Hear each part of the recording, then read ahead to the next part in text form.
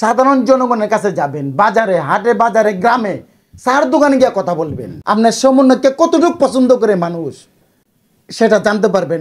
মানুষ তারা নির্বাচন করবে, এলাকা যাবে, প্রশ্ন আসে না। তারা যা করতেছে দেশের মধ্যে, আজকে আমি লাইভ দিচ্ছি না, কালকে দেখবেন আমার উপর আক্রমণ হবে।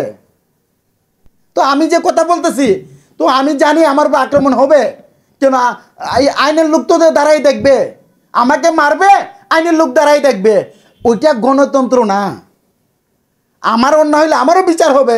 তারা গায়ে হাত দেওয়ার অধিকার কে কাকে দিয়েছে? কাজে আমি অনুরোধ করব তাদেরকে সামলানোর জন্য প্রশাসনকে আমি আবারও বারবার অনুরোধ করতেছি, আপনারা যদি একটু সুদৃষ্টি দেন, দেশ শান্ত হয়ে যাবে। আর নির্বাচন তো করলে তারা তো আসলে মানুষ, জনগণ তাদেরকে এখন পছন্দ করতেছে না। হ্যাঁ, 5 থেকে 10 তারিখে তাদেরকে অনেক পছন্দ করতো এবং তাদের কার্যক্রম আমি নিজেও পছন্দ করতাম। 5 তারিখ থেকে 10 তারিখ কিন্তু আমার কাছে খুব ভালো লাগছিল তাদের কার্যক্রমগুলো। যখন দেখছি 10 তারিখের পরে কলেজে ঢুকে ও অধ্যাপকের এই যে অব্যাহতি নিচ্ছে, পদত্যাগ করাচ্ছে জোর করে, এবং অনেকে এই হার্ট অ্যাটাকে মারা যাচ্ছে, অনেকে অপমান করতেছে, এগুলো দেখার পর থেকে আস্তে আস্তে তাদের দিকে আমার আস্থা চলে আসছে। কাজে শুধু আমার না, যাদের মন আছে, বিবেক আছে, তারা অবশ্যই বুঝবে যে তারা কাজগুলা কি করতেছে। এই জন্য ভোট তো দূরের কথা, তাদেরকে জনগণ অ্যাকসেপ্ট করবে না তাদের এই আচরণের কারণে। তবে 5 থেকে 10 তারিখের মধ্যে ঠিক ছিল, এরপরে সব এলোমেলো হয়ে গেছে। দেখেন, আমাদের দেশের মানুষ একটা প্রবাদ আছে, হুজুগে বাঙালি।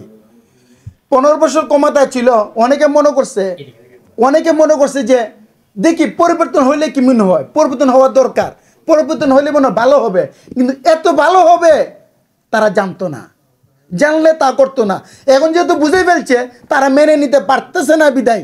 এই জন্য দুই গ্রুপের মত এক না হওয়ার কারণেই দ্বিমত এখানে সৃষ্টি হচ্ছে। একজন শিক্ষক হচ্ছে মানুষ গড়ার হাতিয়ার, যাকে আমরা পাও ধরে সালাম করি, সম্মান করি, ইজ্জত দিই। ওই শিক্ষককে কিভাবে গিয়ে উনার রুমে ঢুকে জোর করে কিভাবে উনার থেকে অব্যাহতি নেয়? দেখ কোন আইন? আমি এইটার কোনো পাচ্ছি না। আমার কথা হচ্ছে প্রশাসনকে বিনীত অনুরোধ করব এই বিষয়টা একটু নজর দেওয়ার জন্য। আপনারা যদি বলেন 10 মিনিট টাইম, বাংলাদেশ শান্ত হয়ে যাবে, প্রশাসন সেনাবাহিনী যদি বলে 10 মিনিটের ভিতরে বাংলাদেশ শান্ত করবে, আমার মনে হচ্ছে 10 মিনিট দেশ শান্ত হয়ে যাবে। উনারা কেন করতেছে না আমি জানি না, কিন্তু আজকে ছাত্রদেরকে যা করতেছে, আজকে যাকে পায় তাকে মারধর করতেছে, অপমান করতেছে, অনেক লোকরে দেখা যাচ্ছে যে কাপড় চোপড় করলে বিভৎস করে রাস্তা হাঁটাচ্ছে, অনেক কিছু করতেছে, কিন্তু আইন তারা হাতে তুলে নিচ্ছে। আইন কেউ হাতে তুলে নেওয়ার ক্ষমতা নাই।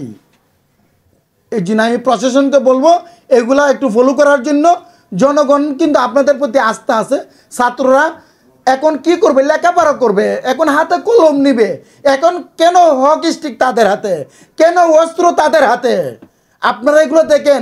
আজকে প্রশাসন যারা, আপনাদেরও ছেলে মেয়ে এখানে নষ্ট হবে।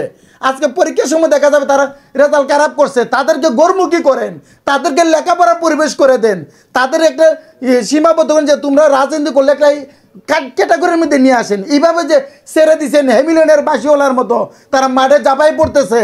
তারা তো বয়স কম, রক্ত গরম, কাকে মারবে, কাকে বাঁচাবে, এই জিনিসটা তাদের ব্রেনে নাই। কাজে তাদেরকে একটু কন্ট্রোল করা দরকার। না করলে বাংলাদেশে একটা অশৃঙ্খলতা হবে, বাংলাদেশে তো গৃহযুদ্ধ শুরু হবে। তখন গৃহযুদ্ধ শুরু হইলে আমিও বাঁচবো না, আপনিও বাঁচবো না, কেউ নিরাপদ না। এই জন্য সাধারণ জনগণের দিকে তাকাইয়া আপনাদের আস্থা বিশ্বাস নষ্ট না করে, এখনো সময় আছে, তাদেরকে কন্ট্রোল করেন দয়া করে।